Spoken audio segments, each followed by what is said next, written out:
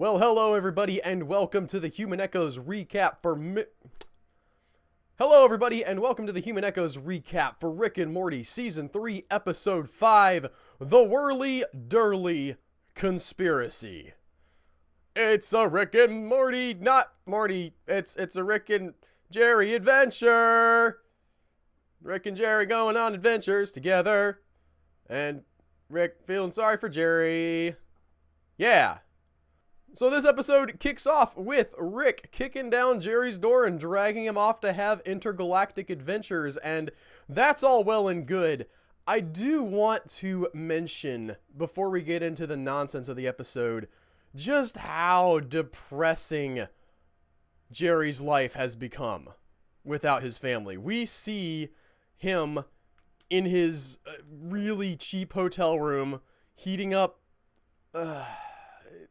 I don't even want to say it, pot pies in the microwave, like staring at the terrible shapes on the ceiling, seeing his family there. Just like it's a 15-second bit, right? Like there's not that much to it, but they really just do a great job of establishing how screwed Jerry's life is at this point. It's extra screwed. It's super screwed. And of course, to make it even worse, Rick beats down his door, comes and drags him off on an intergalactic adventure, and I love the dynamic here of Morty making Rick do this. That Rick wouldn't have done this on his own. Rick doesn't care about Jerry. Rick is, I was going to say indifferent, but more than indifferent. He despises Jerry, as we find out more details about later in this episode. And yet, A, he's willing to do what Morty asks to make Morty happy, but B, Morty cares enough to ask in the first place about his dad. Even though he feels abandoned by his dad, he still sends Rick out to help him cheer up, to give him the thing that he thinks he needs. And the idea that an adventure with Rick is gonna make your life somehow better is a little bit of indication of where Morty's at. We're seeing a lot of his arc as we go forward, just becoming a much more dark person. His individual arc in this episode tells a lot, but Rick and Jerry go off on their own, and Rick sort of, his idea is, we're just gonna lie. We're just gonna make up some great story we had, some adventure that we had, and we're gonna sit here and have drinks at this really posh interdimensional bar where you can't die, which was a great concept. I kind of wish they'd done more with it. I don't know what I would have had them do. I don't know where I would have gone with it other than where they went with it, but it was sort of like a one-off gag. We see Rick get killed, and then instantly he's okay as he kills his friend, which Jerry freaking out at that moment.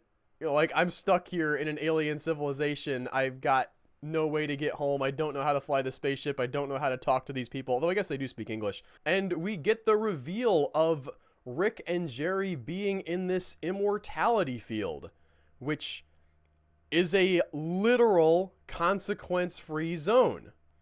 And I do enjoy how they showed people playing in this space. The idea that you could live out whatever death that you wanted to live out and know what it was like to die that way and know what it was like to kill someone. It's an interesting commentary on the, you know, this sort of the direction that we're going with video game culture, where you have these ideas of life and death and the cheapness of that. And in this space, that's taken to reality, that literally death has no cost. It does not mean anything for you to kill anyone. That's not really a thrust of the episode. I just thought it was an interesting little sidebar. Rick and Jerry sit down, have their drinks, discuss what they're going to say to Morty and the story they're going to tell him. And then Jerry goes to the bathroom, where he is shredded by the hand dryer. I've always been kind of freaked out by those things. I never knew exactly why or what I was supposed to be afraid of. Now I have something very specific to be afraid of. Hair dryers, hand dryers, they're terrifying, guys. Don't get sucked into a hand dryer.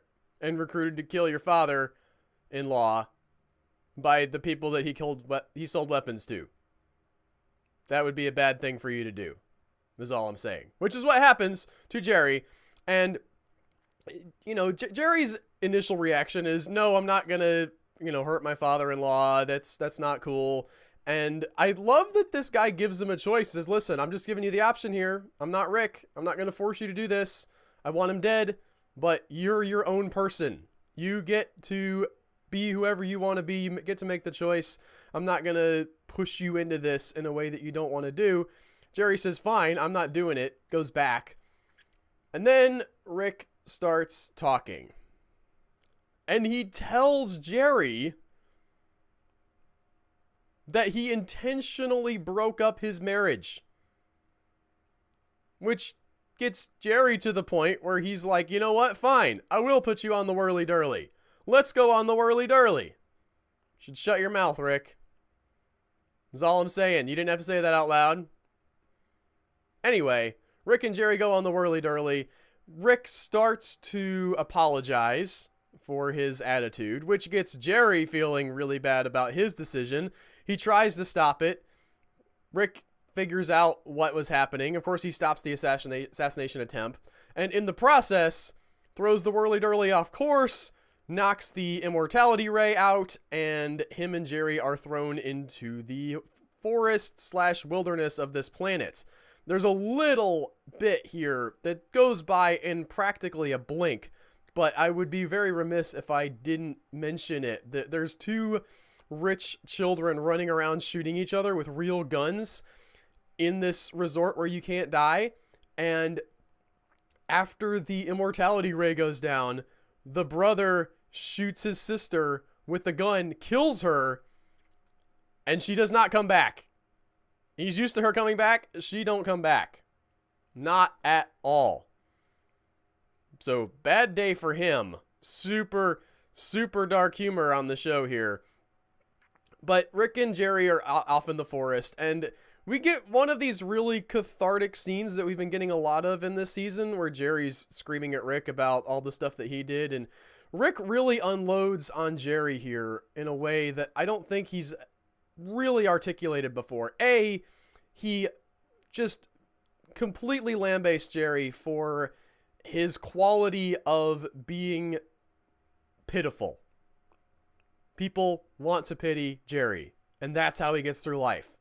He is pitied, and people give him things. They don't want to hurt him, and so they stay with him. And we see this play out in this episode, but Rick's specific complaint that Beth only stayed with Jerry because she felt sorry for him, I think really hits hard for Jerry.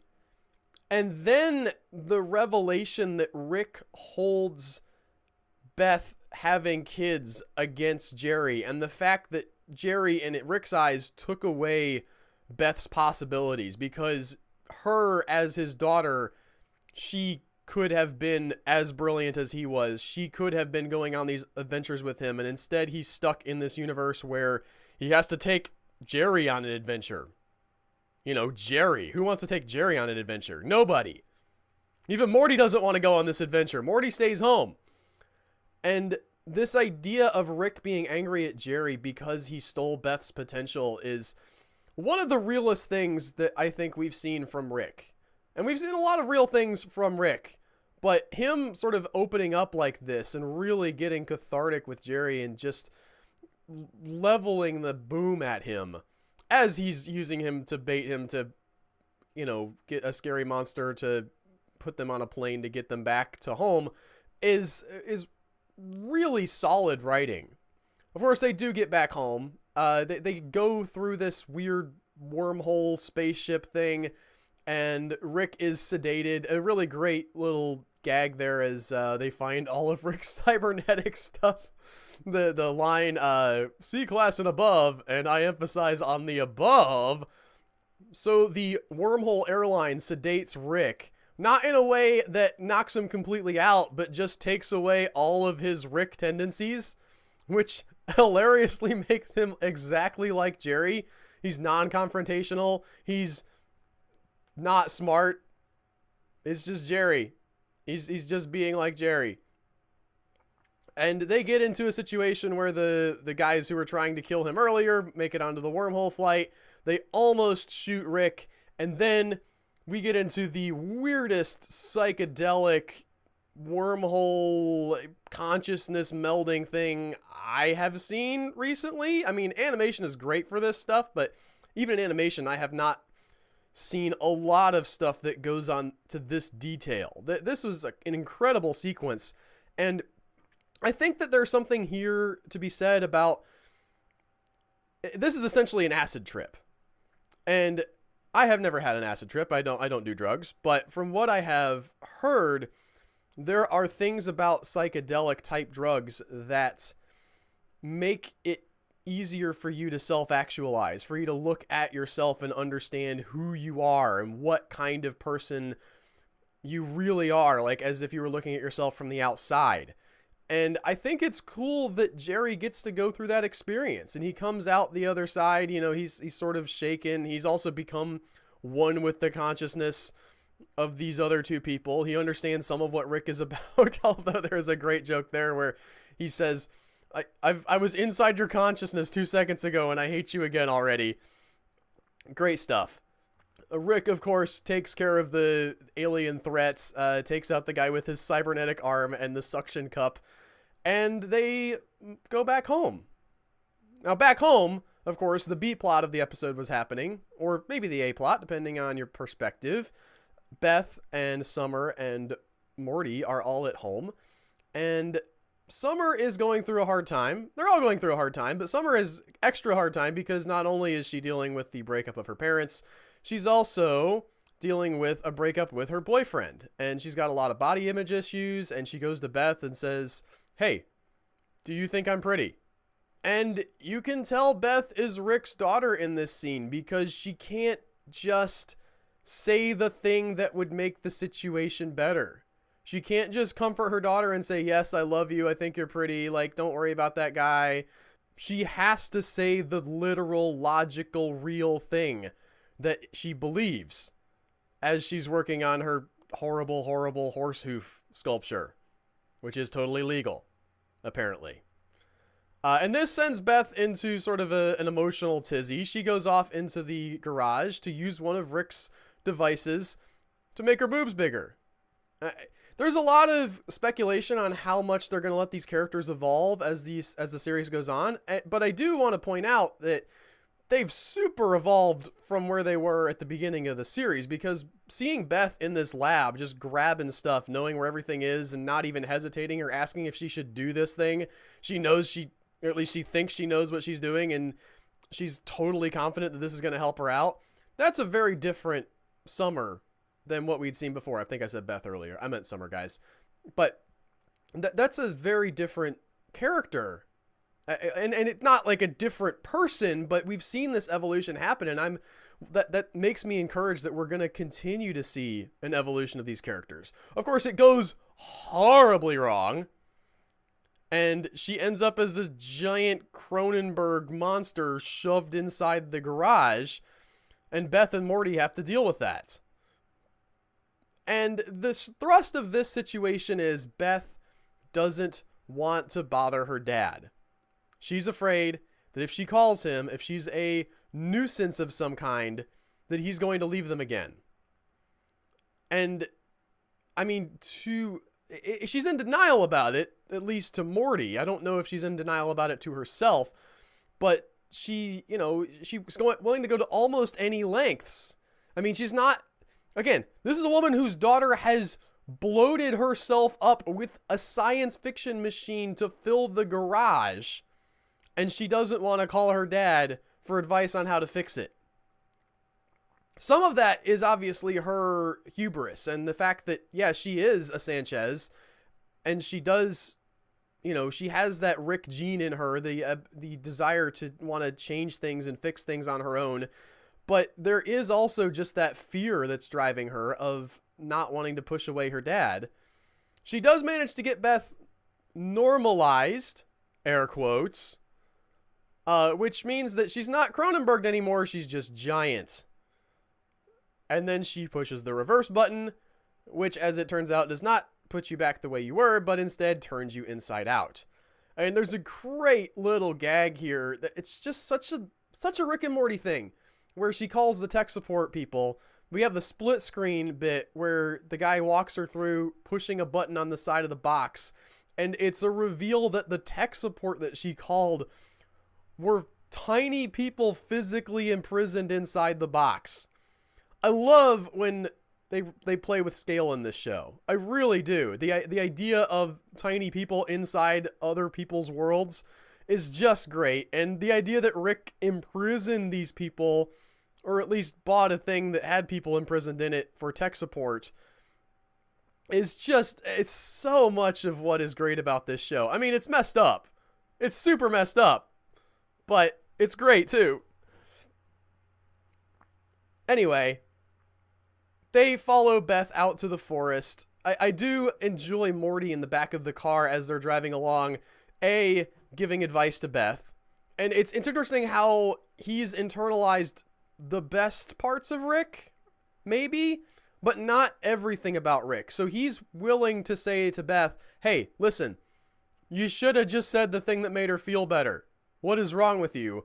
While simultaneously working his way through the options on the transmogrifier, trying to find what is going to turn Summer back into herself. And when they do make it to the campsite, he sits down with Summer's ex-boyfriend and gives him a real, I'll say, mafioso type talk about, hey, wasn't cool what you did to my sister. You made her feel bad about her body. Your s'more is burning. And he's so not Jerry in that scene. I'll just say that. He's so much not his father. And yet not completely Rick either. Morty is turning into his own unique character, and I really do, I like that. Beth and Summer make up. Beth turns herself into a giant muscle monster like Summer does and talks her down incomprehensibly because they're both inside out, so you can't understand what they're saying. But she gets her back to normal, and the family goes back home. And that's essentially the episode.